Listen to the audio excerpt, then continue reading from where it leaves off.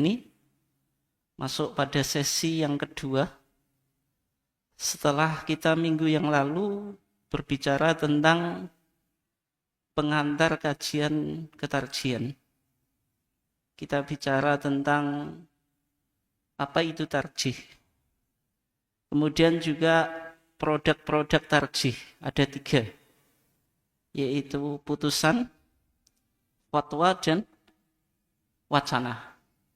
Dan juga secara khusus kita sudah melihat kemarin contoh bagaimana pemikiran keagamaan Muhammadiyah yang berkaitan dengan tuntunan sholat gerhana. Kemarin kita bahas karena pas momennya malamnya terjadi apa? Gerhana bulan total. Untuk kali ini, insya Allah kita akan mengangkat topik yang masih menjadi bagian dari pengantar kajian ketarjian. Sebelum nanti kita masuk ke HPT ya. Sudah disepakati kita akan ngaji secara urut memakai acuan HPT, Himpunan Putusan Tarjih. Supaya jenengan ketika baca HPT itu tahu bagaimana sikap dan pandangan Muhammadiyah terhadap madhab. HPT itu sebenarnya mengikuti madhab apa gitu. Kita sebagai warga Muhammadiyah itu Syafi'iyah kah? Sebagaimana madhab yang dominan di Indonesia? Atau Hanafiyah? Atau Malikiyah? Atau Hambaliyah? Posisi kita di mana? Oleh sebab itu kajian kita saat ini akan berbicara tentang corak fikih Muhammadiyah. Corak fikih apa? Muhammadiyah. Bapak dan Ibu sekalian yang dimuliakan Allah, kalau kita bicara tentang fikih dalam konteks Indonesia, dulu itu ada perdebatan antara kaum tua dengan kaum muda di Indonesia. Ada kaum tua atau kelompok tradisionalis, ada kaum muda, kelompok puritan atau modernis. Itu terjadi perdebatan dalam konteks fikih. Kita ngajinya ilmiah Pak Bu, jadi biasa saja, nggak usah terlalu fanatik, saya di mana atau di mana itu. Kita ngajinya ilmiah, jadi kita bicara nyantai saja gitu. Meskipun kita menggunakan istilah bagi orang awam mungkin sensitif gitu. Karena ada kelompok tradisionalis, ada kelompok modernis atau puritan gitu. Jadi ada corak fikih kaum tua ini madhabi, mengikuti madhab tertentu secara khusus, yaitu madhab apa? Syafi'i. Kalau kaum muda itu mereka tidak bermadhab dan sering menyuarakan jargon aruju ilal Quran wa sunnah, kembali pada Quran dan sunnah, atau back to the Quran and sunnah, atau back to the scripture, kembali pada kitab suci, yaitu Al-Quran dan sunnah. Nah, kalau kita lihat perumusan fikih kaum tua atau madhabi, itu mengikuti salah satu madhab di dalam beragama. Mengikuti apa? Salah satu madhab di dalam beragama. Baik konteks fikih yang menjadi bahasan kita, atau akidah, atau juga tasawuf. Misalnya saya ambil ini salah satu contoh Pak. Rumusan madhabi yang berkembang di kawasan Afrika Utara. Afrika Utara. Ada Aljazair, ada Maroko, ada Tunisia, dan seterusnya. Mereka secara umum madhabnya kan apa Pak? Maliki.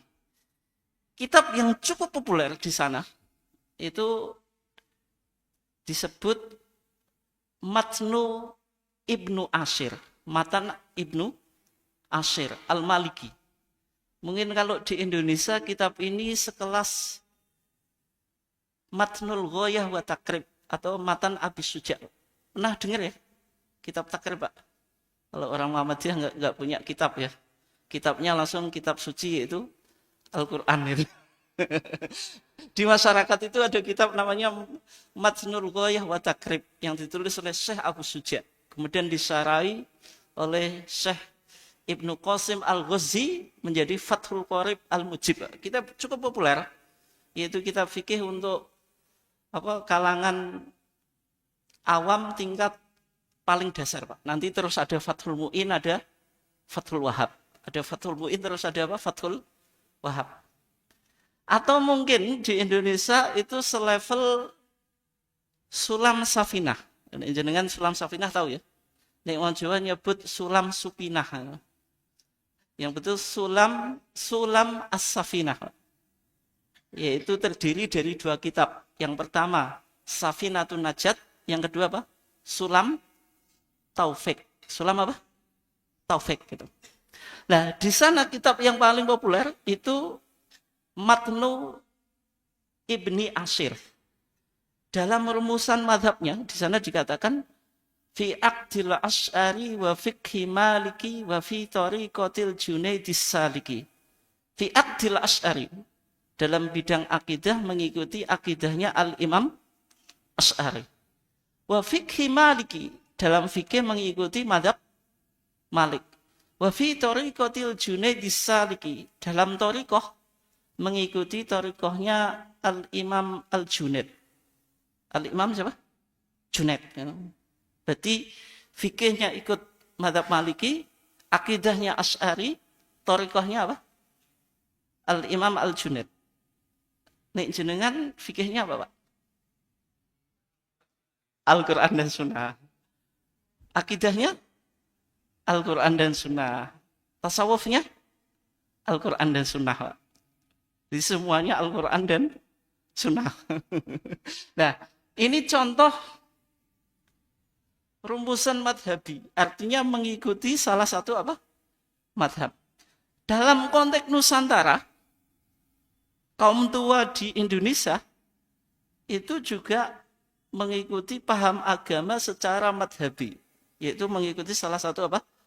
Madhab. Akidahnya Asy'ari, sebagaimana kitab yang populer di Indonesia, Aqidatul Awam. Aqidatul Awam yang banyak dihafal oleh anak diniyah atau TPQ, Pak. Itu.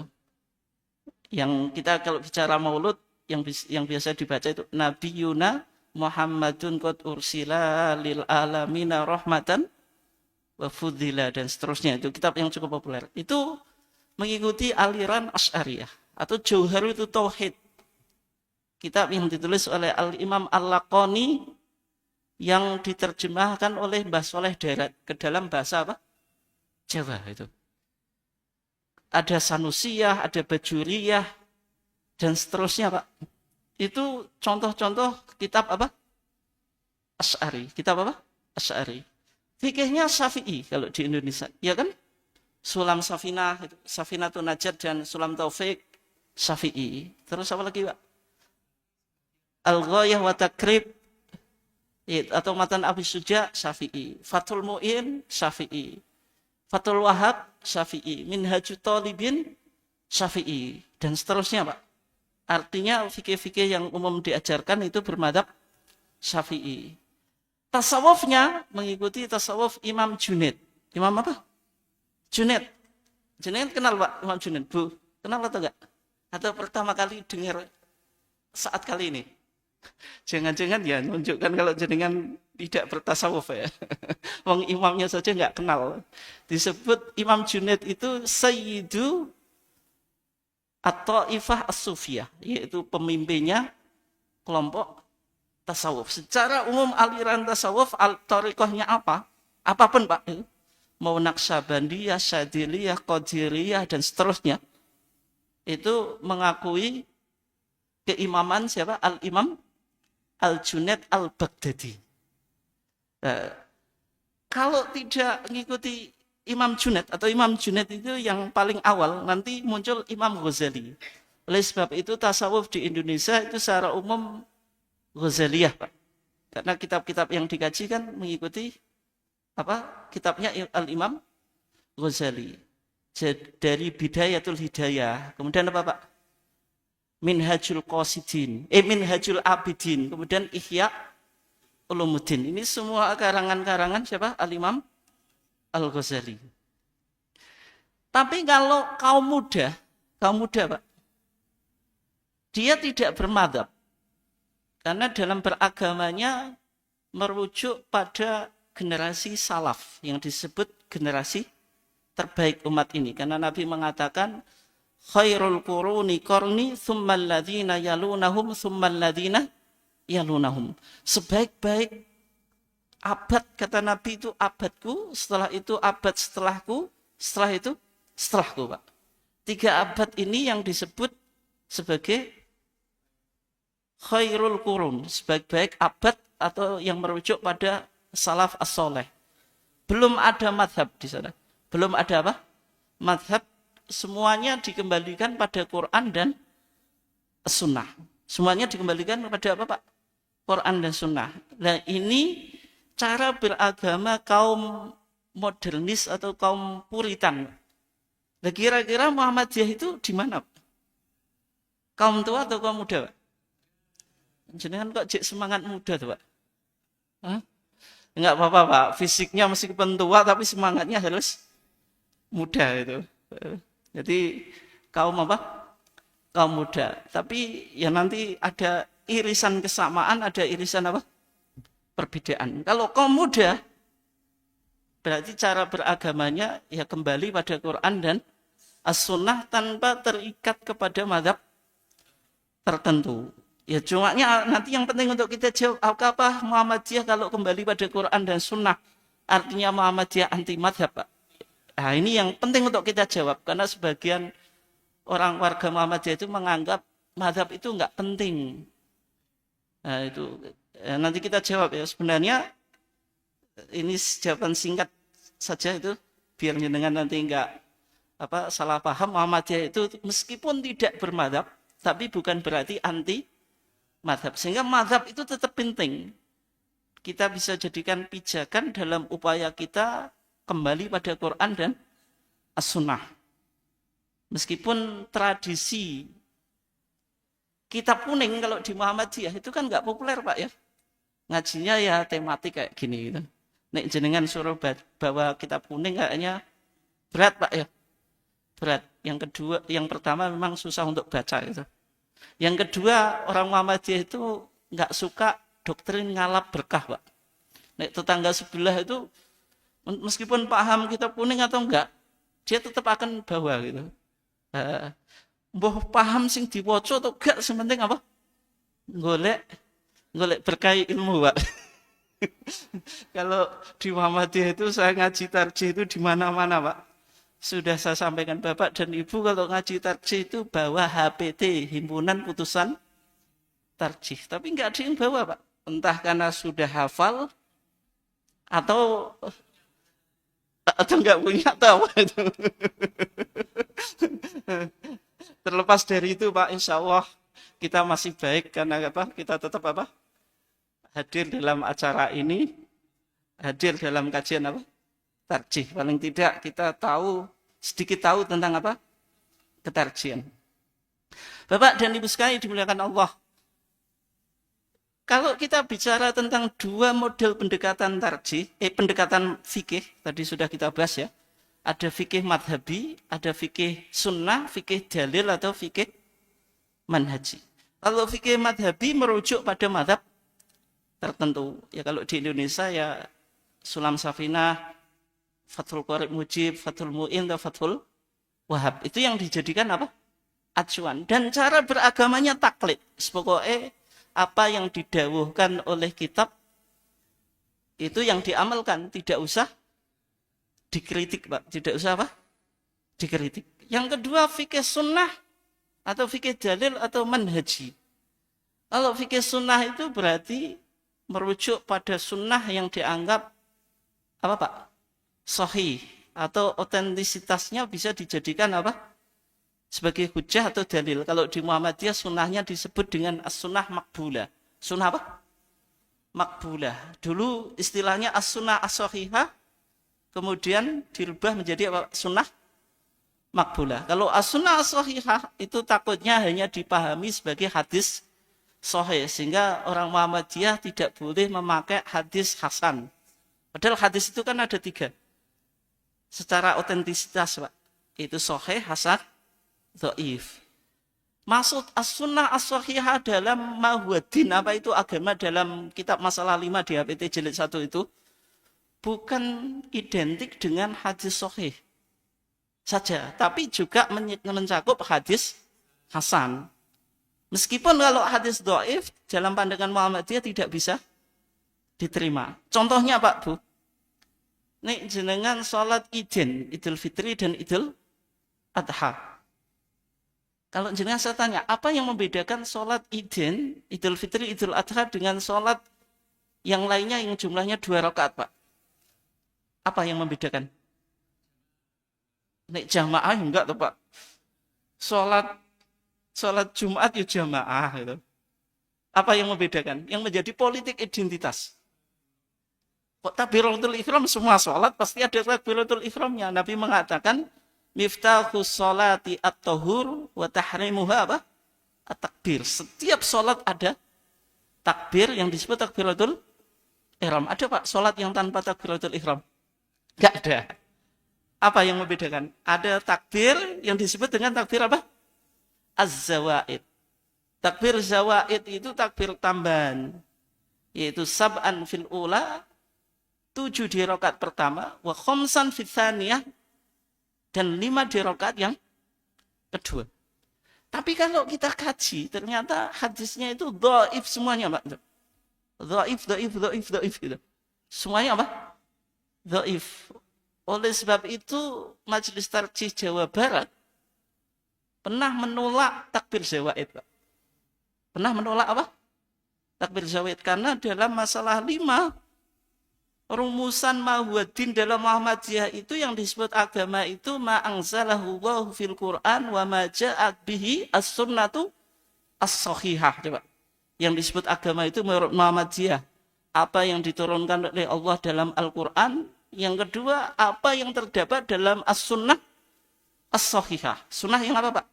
Sahih dipahami identik dengan hadis sahih, hadis hasan tidak bisa dipakai. Oleh sebab itu di Jawa Barat sampai sekarang di beberapa tempat, Pak, sholat Idin itu tanpa takbir zawaid. Tanpa takbir apa? Zawaid. Kalau jenengan sholat Idin tanpa takbir zawaid itu merasakan sholat apa, Pak? Merasakan sholat apa? Hah? Merasakan sholat apa? Terawih.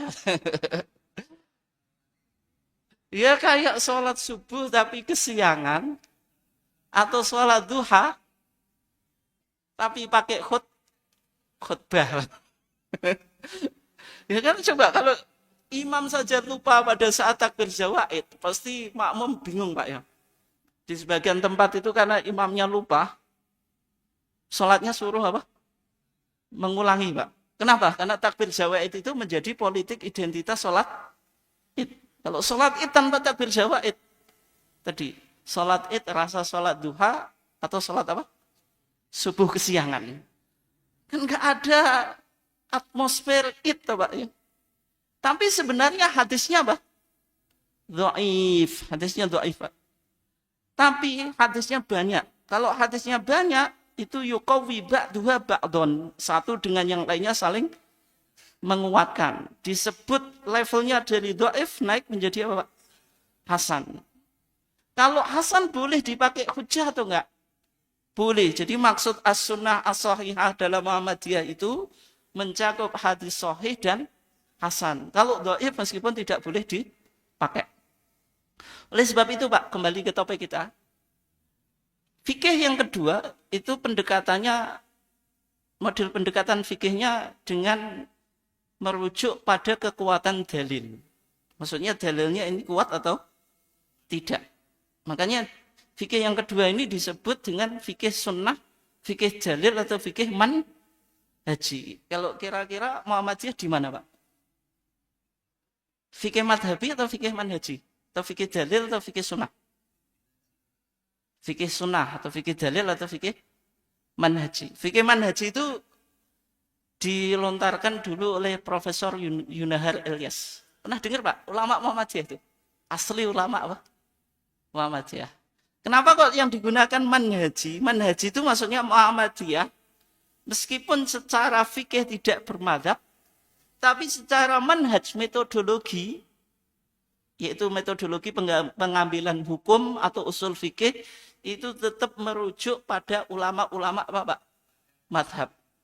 Oleh sebab itu, ijtihad di Muhammadiyah itu bukan ngawur, artinya tetap menggunakan metodologi yang dibangun oleh para ulama, meskipun tidak berafiliasi kepada madhab tertentu. Bisa dipahami Pak? Ya. Terus sekarang kita bahas, karena waktu kita cepat, saya ambil poin-poinnya saja Pak. Madhab yang berkembang, yang sekarang masih memiliki banyak pengikut, itu madhab 4. Meskipun madhab itu banyak Pak, tidak hanya 4. Diistilahkan dengan al-madhahib al-arba'ah. Madhab yang 4. Yang pertama, madhab yang didirikan oleh Al-Imam Abu Hanifah. Pengikutnya disebut Hanafiyah. Yang dulu madhab ini dijadikan madhab resmi Daulah apa Pak? Utsmaniyah. Atau apa? Turki Utsmani itu. Itu madhab resminya apa? Hanafi. Di Mesir Pak, di Mesir ya. Di Mesir itu secara umum mengikuti madhab Syafi'i. Meskipun 4 madhab ada Pak di Mesir. Yang unik itu di Al-Azhar itu satu masjid tapi diajarkan 4 madhab. Itu yang unik. Yang unik itu. Jadi di sana sholat beda madhab itu biasa Pak. Kalau subuh kebetulan imamnya madhab Syafi'i ya kunut. Kalau kebetulan madhab Hanafi ya tidak kunut. Itu di Al-Azhar unik karena semua madhab, 4 madhab itu diajarkan. Tapi madhab yang paling banyak pengikutnya itu madhab Syafi'i. Tetapi secara pemerintahan itu madhabnya Hanafi Pak. Termasuk nikah itu pakai madhab apa? Hanafi. Di sana kalau ngakatkan nikah itu angkah tuka wazawaj tuka bla bla bla bla. Terus ala madhabi Abi Hanifah An-Nu'man ibn Thabit itu. Ngikuti madhab Al-Imam Abu Hanifah An-Nu'man ibn Thabit. Karena punya historitas dulu apa? Mesir itu pernah dikuasai oleh Turki Utsmani. Sehingga peradilannya itu mengikuti madhab Hanafi. Mengikuti madhab apa? Hanafi.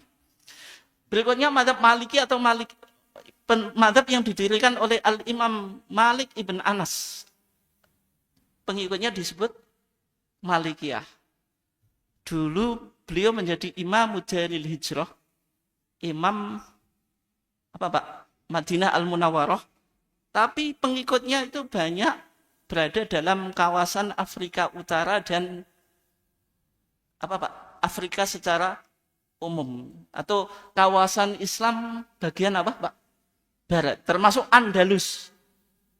Andalusia ya, yang sekarang menjadi apa Pak? Spanyol. Banyak ulama-ulama Malikiyah yang ada di sana ya. Al-Imam Ibnu Rushd, pengarang kitab Bidayatul Mujtahid wa Nihayatul Muqtasid. Itu madhabnya Maliki. Kemudian Ibnu Juzay. Oh banyak Pak. Al-Imam Al-Qurtubi, pokoknya banyak yang ada di dalam apa? Kawasan Andalusia yang secara umum mengikuti mazhab apa? Maliki. Berikutnya mazhab yang didirikan oleh Al-Imam Asy-Syafi'i, Muhammad ibn Idris Asy-Syafi'i. Secara umum kita ikuti di Indonesia, Asia Tenggara, Yaman, Mesir gitu Pak. Secara umum di Indonesia itu banyak mengikuti tradisi Yaman, Pak. Tradisi apa? Yaman. Yaman itu ada kota Hadramaut, Tarim, itu kota-kota yang basisnya mazhab apa? Syafi'i. Hambaliyah atau Hanabilah. Maksudnya mazhab yang didirikan oleh Al-Imam Ahmad ibn Hanbal Asy-Syaibani, ini mazhab resminya Saudi apa? Saudi Arabia, Pak. Sehingga jenengan kalau haji dan umroh itu semakin pede bermuhammadiyah. Kenapa? Karena cocokan, Pak. Sholat subuh kunut atau enggak? Ternyata di sana kunut atau enggak, Pak? Enggak kunut. Enggak kunut, Pak. Kenapa? Karena mengikuti mazhab Hambali. Karena mengikuti mazhab Hambali. Itu bukan berarti apa Pak, Saudi itu Muhammadiyah, bukan Pak itu. Karena mengikuti mazhab apa? Hambali. Meskipun jenengan semakin pede gitu. Semakin pede. Si penting gak usah cocokan waktu sholat terawih, Pak. Dulu terawihnya 20. Meskipun sekarang katanya menjadi 11, Pak ya. 11 atau 13 gitu lah. Gitu. Karena yang 2 itu apa Pak? Iftitah gitu. Nah, Bapak dan Ibu sekalian yang dimuliakan Allah, terus pertanyaan kita, apakah kita sebagai umat Islam ini wajib bermadhab, Pak? Bagi kelompok yang madhabi mewajibkan bermadhab. Saya saya kutipkan salah satu kitab yang cukup populer di masyarakat, namanya Tanwirul Qulub, yang ditulis oleh Syekh Muhammad Amin Al-Qurdi. Di sana dikatakan, wa man lam yuqallid wahidan minhum, siapa yang tidak bertaklid salah satu dari 4 mazhab. Wa qala anna a'malu bil kitabi was sunnah. Dia mengatakan saya beramal berdasarkan Al-Qur'an dan sunnah. Kayak jenengan, Pak. Titik-titik kan takut dalil jenengan. Orang takut apa? Mazhab atau kitab. Ya kan, Pak? Mudda'iyan fahmal kitabi minhuma. Mengklaim dia bisa memahami hukum dari Al-Qur'an dan sunnah. Fala yuslamu minhu. Pendapat ini enggak perlu diterima, Pak. Diabaikan saja itu. Tolak saja itu.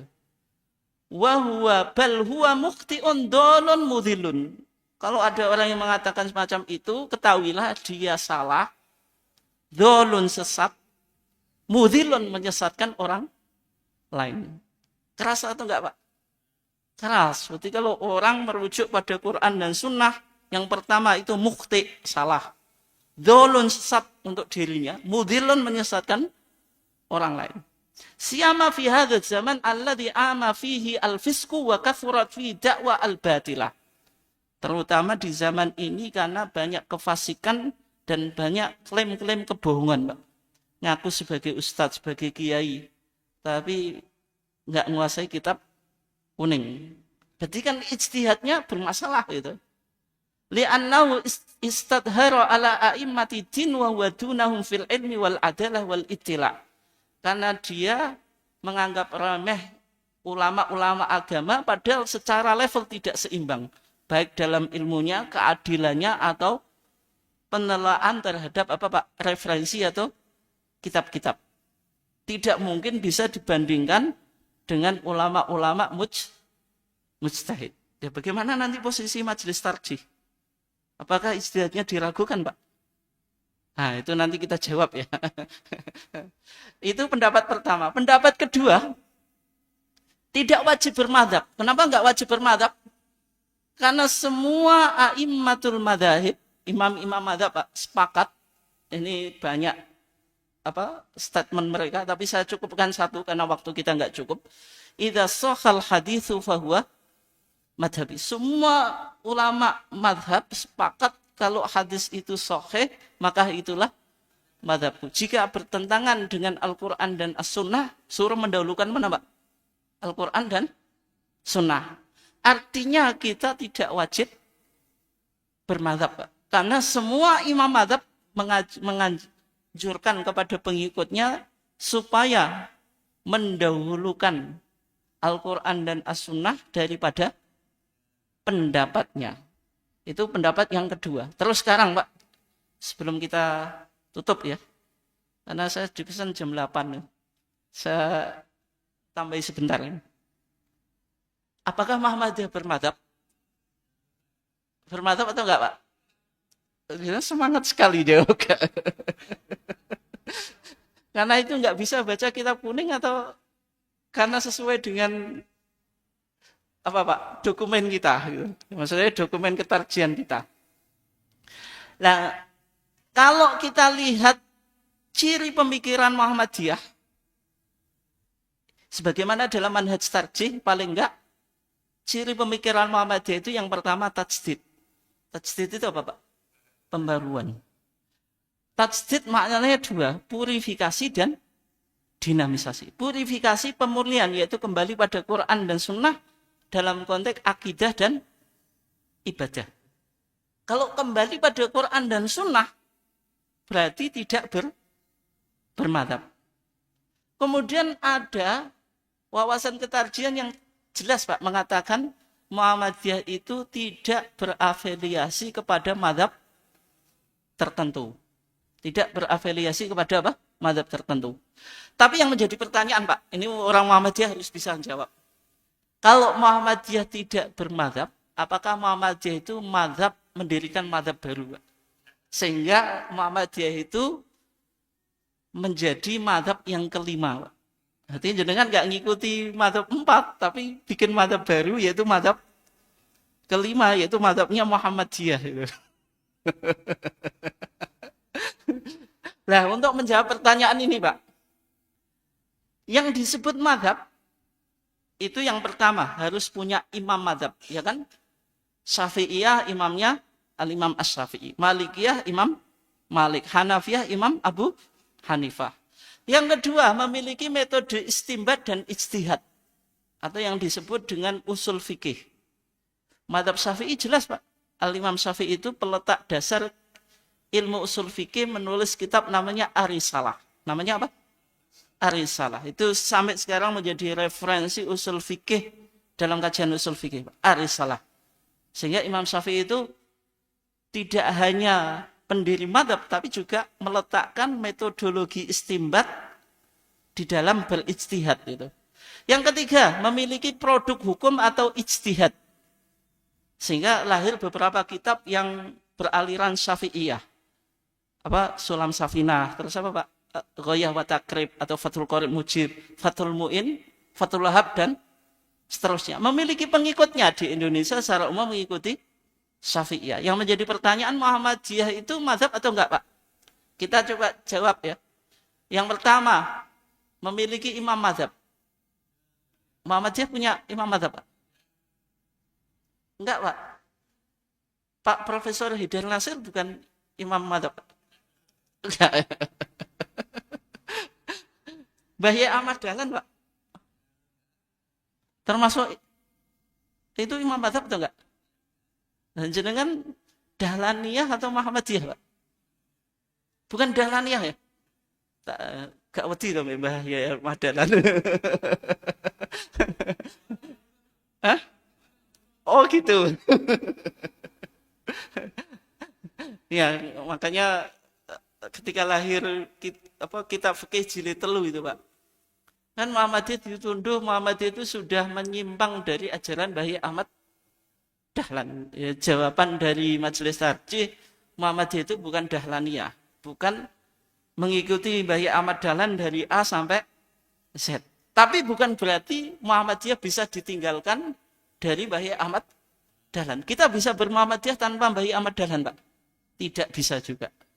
Tapi kalau kita dikatakan mengikuti Mbah Yai Ahmad Dahlan dari A sampai Z, tidak. Karena Muhammadiyah itu pemikirannya dinamis. Bisa terjadi perubahan. Dulu Muhammadiyah pernah kunut, Mbah Yai Ahmad Dahlan kunut, Mbah Yai Ahmad Dahlan kunut, Pak. Bahkan pendiri Majelis Tarjih, Kiai Haji Mas Mansur, Pak, itu kunut. Kunut di Muhammadiyah itu baru dihapus tahun 1972. Nek jenengan nggak percaya, ke rumah saya tunjukin Pak. Saya punya HPT yang masih mencantumkan kunut.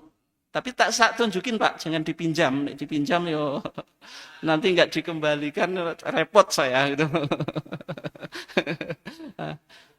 1972 Muhammadiyah itu baru menghapus kunut. Sebelumnya kunut Pak, itu kunut. Karena Muhammadiyah dinamis, ya. Oleh sebab itu pandangan fatwa itu bisa berubah Pak. Bisa apa? Berubah. Gitu. Oke, berarti ini dengan sepakat ya, kalau di Muhammadiyah nggak ada imam madzhab. Nggak. Memiliki metode istinbat dan ijtihad. Ada Pak, di tarjih ada manhaj tarjih. Ada manhaj apa? Tarjih itu usul fikihnya Muhammadiyah. Yang ketiga memiliki produk hukum atau ijtihad. Kemarin kita sudah bahas produk tarjih. Ada apa Pak? Putusan yang ada dalam HPT, Himpunan Putusan Tarjih. Jilid 1 dan 3. Jilid 2 belum terbit. Ada fatwa sebagaimana terhimpun dalam TJA. TJA itu apa? Tanya jawab agama. Sudah terbit jilid 1 sampai 9. Ada wacana. Kalau wacana itu nggak punya konsekuensi apapun. Itu hanya pandangan yang memotivasi lahirnya semangat ijtihad, Pak. Artinya Muhammadiyah punya produk hukum. Memiliki pengikut. Punya. Paling enggak jenengan-jenengan itu. Atau warga Muhammadiyah secara umum, Pak. Meskipun kata Pak Profesor Samsul Anwar, putusan itu wajib diikuti secara organisatoris. Wajib, Pak. Tapi kita tidak bisa menafikan bahwasanya warga Muhammadiyah banyak yang belum tahu diktum-diktum yang terdapat dalam HPT, Himpunan Putusan Tarjih. Buku ini gak duwe. Punya atau enggak, Pak? Enggak. Ngaji tarjih jarang-jarang. Iya, Pak ya. Tapi masih Muhammadiyah tuh ya? Masih. Punya KTM? Masih punya. Canda, Pak, canda. Itu tetap Muhammadiyah, Pak. Ini jenengan gak paham tarjih tetap apa? Jadi warga Muhammadiyah. Memiliki pengikut, artinya produk putusan tarjih itu diikuti oleh warga Muhammadiyah. Diikuti warga Muhammadiyah. Tapi untuk disebut Muhammadiyah sebagai madhab, itu nggak bisa, Pak. Terganjal syarat yang pertama, Pak. Memiliki imam madhab. Jenengan cari ya, kalau ketemu, dan bisa disepakati, berarti Muhammadiyah resmi menjadi madhab yang ke-5. Pak. Jangan coba cari ya, habis ngaji ini. Dicari siapa imam madhabnya. Kalau nggak ketemu, berarti tidak bisa disebut apa? Disebut apa? Madhab Muhammadiyah, Pak. Ya, kesimpulan kita, Pak. Karena waktu kita cukup terbatas. Dari beberapa penjelasan tadi bisa kita simpulkan bahwasanya posisi madhab di dalam manhaj tarjih Muhammadiyah beranggapan, Pak, sumber ijtihad itu ya dua, yaitu Al-Quran dan Sunnah. Sebagaimana dalam jawaban Mahuddin itu, agama itu apa? Ma anzalahullahu fil Quran wa ma ja'at bi as-sunnatu as-sahihah. Sehingga Muhammadiyah sejak dulu ya terkenal sebagai kelompok yang arju ilal Quran wa sunnah. Tapi untuk kembali pada Quran dan sunnah, butuh metodologi atau enggak, Pak? Butuh. Penting mempertimbangkan ijtihad-ijtihad yang sudah dilahirkan oleh para ulama yang terdahulu atau enggak, Pak? Penting. Penting bisa baca kitab kuning atau enggak? Penting. Jenengan enggak bisa, Pak, jadi ulama cuma berbekal pada Quran dan sunnah, tanpa baca kitab fikih kalau dalam soal hukum, tanpa baca kitab usul fikih. Ingin menjadi ahli tafsir, berbekal Quran saja tanpa kitab tafsir, Pak. Itu tidak mungkin bisa, Pak. Tidak mungkin bisa. Oleh sebab itu, di Muhammadiyah meskipun kita tidak bermadhab, tapi bukan berarti kita anti madhab. Artinya, dalam berijtihad, majelis tarjih tetap mempertimbangkan pendapat apa, Pak? Madhab. Tapi tidak fanatik dan berafiliasi terhadap satu madhab. Mungkin itu kesimpulan kita, sudah jam 8. Ini saya nggak tahu ada pertanyaan atau langsung kita tutup gitu. Waktu habis ya. Monggo Ketua Pak PDM, monggo nih.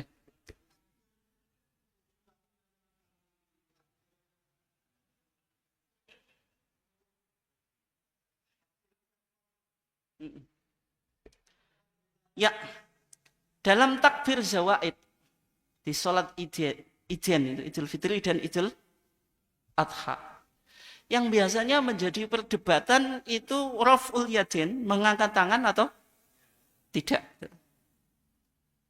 Kalau jenengan ngangkat tangan atau enggak, Pak? Nah, kalau kita lihat, Pak, di fatwa tarjih ya, sebenarnya ngangkat tangan, Pak. Sebenarnya apa? Ngangkat tangan. Kenapa kok fatwa tarjih bilang ngangkat tangan? Menggunakan dalil keumuman. Hadis Wa'il ibn Hujr, di sana beliau mengatakan, Ra'aitu Rasulullah sallallahu alaihi wasallam yarfa' yadayhi ma'at takbir. Saya melihat Rasulullah mengangkat kedua tangannya ketika takbir. Sekarang, takbir zawaid itu jenengan lakukan posisinya jenengan berdiri atau tidak, Pak? Maksudnya tidak itu bisa duduk, bisa rukuk, bisa sujud. Kan gitu, berdiri atau enggak? Takbir dalam sholat itu ada yang dibarengi ngangkat tangan, ada yang tidak. Yang dibarengi ngangkat tangan di beberapa tempat, Pak? Coba jawab.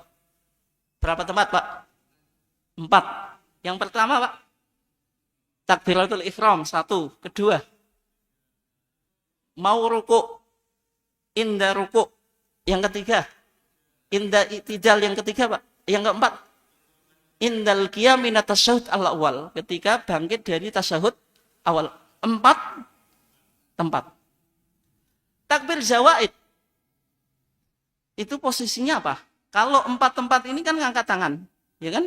Nah, tapi tidak semua takbir itu ngangkat tangan. Kalau jenengan dari sujud ke duduk di antara 2 sujud, takbir saja atau ngangkat tangan, Pak? Takbir saja. Terus sekarang, ketika takbir zawaid posisi jenengan apa? Berdiri. Keumumannya ketika posisi kita berdiri, ngangkat tangan atau enggak, Pak, saat kita takbir? Ngangkat tangan tuh, Pak, takbiratul ihram, posisi kita berdiri, ngangkat tangan atau enggak? Ngangkat tangan. Terus jenengan mau rukuk, posisi berdiri, ngangkat tangan atau enggak? Ngangkat tangan. Sehingga menggunakan dalil keumuman ngangkat tangan ketika posisi kita intisab itu berdiri, maka tetap dianjurkan ngangkat tangan, Pak. Meskipun berbeda dengan pendapat Ahasan Bandung Persis Bangil yang bukunya banyak dikaji oleh warga Muhammadiyah, mengatakan tidak perlu ngangkat tangan. Tapi sebenarnya, Pak, di fatwa tarjih dalam takbir zawaid ngangkat tangan. Sholat jenazah juga, Pak, itu ngangkat tangan. Ada di kitab jenazah HPT jilid 1. Meskipun dulu pernah menjadi politik identitas, Pak, seolah-olah Muhammadiyah tidak ngangkat tangan. Kenapa? Kalau ngangkat tangan sama dengan tetangga apa, Pak? Enggak tahu saya tetangga apa. Tetangga sebelah ya. Nah, ini kan pentingnya ngaji tarjih di sini, Pak. Bukan berarti yang penting jadi politik identitas, tapi yang penting itu bagaimana pendapat Muhammadiyah secara resmi. Mungkin itu ya jawabannya. Kita cukupkan ya. Ada lagi, Pak? Kata berjawab Qadir Hasim, Kadur. Nah. Gimana? Oh, yang berarti Ustadz Abdul Qadir Hasan menyelisih bapaknya ya? Hmm.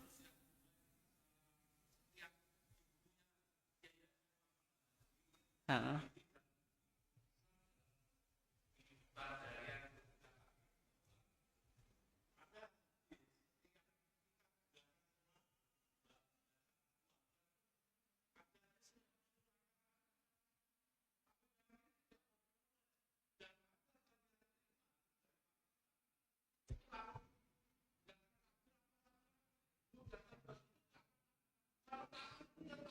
Hmm.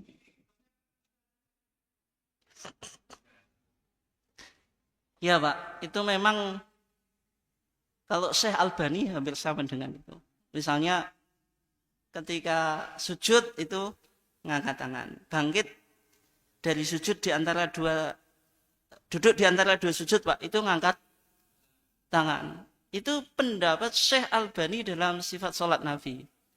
Tapi itu dilakukan ahyanan, kadang-kadang. Itu ijtihad Syekh Albani. Tapi jumhur ulama Pak, yang ini yang dipedomani Majelis Arja juga, mengatakan untuk sujud duduk di antara dua sujud nggak ada hadis khusus. Kalaupun ada hadis, pasti ada ulama yang membahas atau meriwayatkannya Pak. Nggak ada keterangan ini. Kecuali hadis yang disahihkan oleh Syekh Albani. Pendapat semacam ini meskipun kita Pak? Kenapa kok kita tidak diamalkan? Karena masuk pendapat yang syad. Syad itu anomali, menyelisihi dari umumnya pendapat para ulama. Itu jawaban kita. Untuk singkatnya semacam itu, Pak. Yang pertama, kalau Ustadz Abdul Qadir Hasan kok sama dengan Muhammadiyah, Pak? Berarti kan ijtihad itu dinamis, Pak. Abdul Qadir Hasan yang anaknya Hasan saja nggak fanatik terhadap apa, Pak?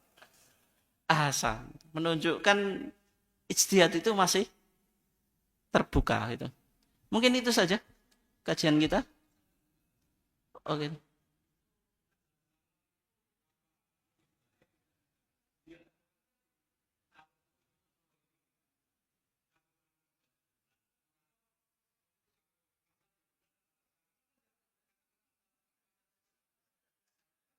Intinya Pak, salaf itu milik bersama.